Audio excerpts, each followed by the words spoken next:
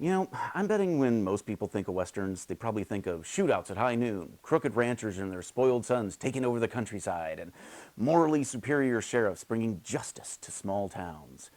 And while Viggo Mortensen's The Dead Don't Hurt has these tropes and more, it's not really a western. It just happens to take place in one. The story focuses entirely on Vivienne and Olsen, two immigrants living in America. They fall in love and move to a small western town, but war and tragedy, as well as their own personal baggage, seek to drive them apart. What I found most interesting about the story was that though the setup and the setting was filled with tropes, the two main characters and their relationship was anything but. Most movies would have had Vivienne be a spoiled brat who had to learn the value of hard work and how to become a good frontier wife. But when we meet her, she's already a strong, hardworking woman, more than capable of carrying her own weight. Olsen would normally be portrayed as a rough and tumble sort, brash and cocksure, right? But Mortensen chose to present him as a quiet, gentle man, and though uncultured, he's kind and loving. Their ways are different, and the going is hard for them to reconcile their approaches to life and living together, but they genuinely want to be the best for one another and make their relationship work. That's an approach to relationships that we rarely see in movies anymore, and it was refreshing to say the least. And the cinematography, equally refreshing.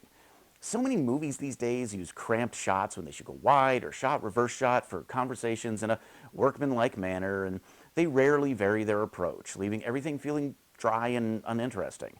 But here, close-ups are reserved for scenes of intense importance. Mostly characters are shown talking to one another in wide shots or from intimate angles, making you feel like you're a fly on the wall watching events unfold. And the sweeping beauty of the landscapes is used for moments of hope or desolation, while closer shots are used to focus on the characters and their emotions.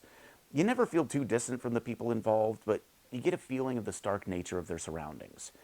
So I wasn't surprised to find out that cinematographer Mark Ziskin is mostly known for European films, because the camera work has a fresh look that feels decidedly un-American, which makes even more sense since the movie focuses on two immigrants trying to come to terms with their lives in America.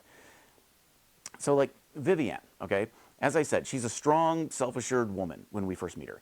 But as the story delves into her personal history, you come to understand her brittle, shielded nature.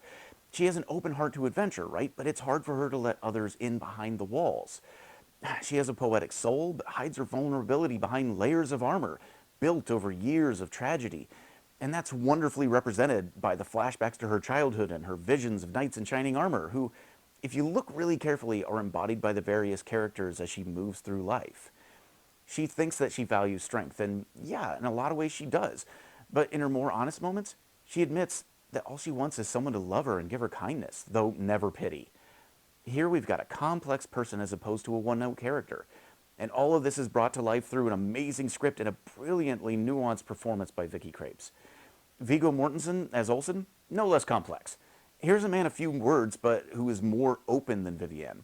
He has also seen great tragedies, right? But his is a soul that sees a need and seeks to fill it, even if it costs him. Unfortunately, because of his long solitary life, he hasn't learned to think of the smaller picture when reaching for greater ideals. And though at times it makes him a better man for Vivienne, it eventually pulls them apart when he enlists to fight in a civil war. He says he sees it as a righteous endeavor, and yeah, it is. But he doesn't think about how it would affect their relationship, even though he admits he's gone to war before and come back to an empty house. Maybe it's his inability to understand domestic life and a yearning for the simplicity he knew in his homeland during times of war, but maybe it's altruistic, like he says it is. Either way, the choices he makes leads to events that eventually destroy their lives. But where one door painfully closes, he finds a new purpose and a revival of his gentle, serving spirit that gives his life a new meaning. And just like Olsen, when horrors overtake Vivienne, she finds a renewed purpose that makes her less guarded when they reunite. The movie comes across more like an observation of real people and not characters going through scripted motions, even if the villains do act cartoonishly evil at times. I know it's hard to talk about this movie without giving too much away, but suffice it to say that as you watch these characters grow together, grow apart, and suffer and reunite, tears are brought to your eyes in a way that few modern American films can reproduce, which is why it pains me so much to point out the film's shortcomings. Okay, the biggest problem with The Dead Don't Hurt is the oddly disjointed use of nonlinear storytelling. When used correctly, that's a powerful tool and it adds context to events. But when used improperly, it leaves the audience wondering when and where they are until they find themselves solving a puzzle rather than watching the story.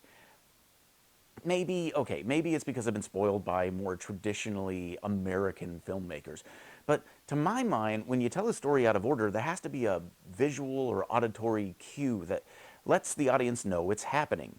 It helps you subconsciously ease into the fact that we're now in a different place in time.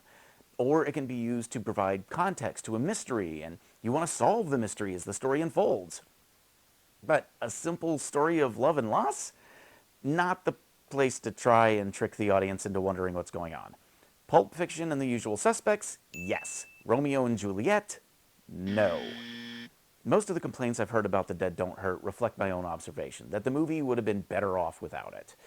The film starts in the third act, it jumps before the beginning, and it just keeps doing that until you either have to roll with it and stop thinking entirely, or be left putting puzzle pieces together when you should just be absorbing the story. It was a minor annoyance for me, but I can really see why some people would be put off by it. And you could say that the disjointed feeling is the result of differences in opinion between the director and the producer and the screenwriter, but those were the same guy. This is Viggo's baby, top to bottom. A true auteur filmmaking endeavor. And I know the word auteur has gotten a bad rap over the years. It usually means arrogant, self-aggrandizing douchebags that want to make themselves look cool. But Viggo Mortensen wrote, directed, produced, and starred in a movie that is genuinely moving. It seeks to tell a story, and Mortensen's Olsen is just as flawed and vulnerable as his co-stars. And it was brilliantly written, acted, and directed so that every frame informs the viewer of the emotional context as it tells a simple story of two people and their enduring love.